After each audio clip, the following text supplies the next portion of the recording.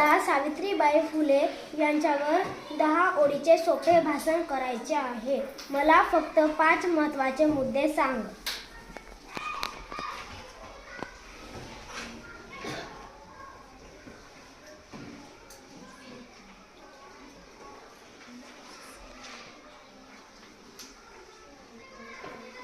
सावित्रीबाई फुले यांच्यावर भाषण करण्यासाठी मी तुम्हाला 5 महत्त्वाचे मुद्दे खालीलप्रमाणे दिले आहेत. तुम्ही तुमच्या भाषणात या ओळींचा वापर करू शकता.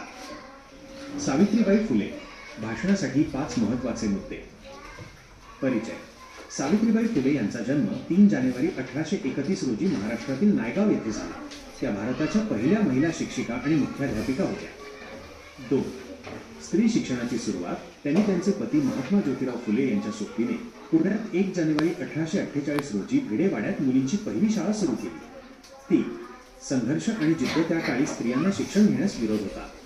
शाळेत जाताना लोक त्यांच्यावर शेणदगड फेकायचे, पण सावित्रीबाईंनी हार मानली नाही. त्या आपल्या पिशवीत दुसरी साडी घेऊन जायच्या आणि आपले कार्य सुरू ठेवायच्या.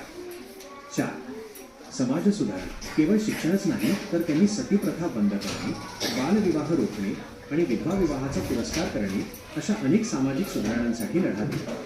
5. मानवता आणि सेवा. 1897च्या प्लेगच्या साथीत त्यांनी रुग्णांची सेवा केली.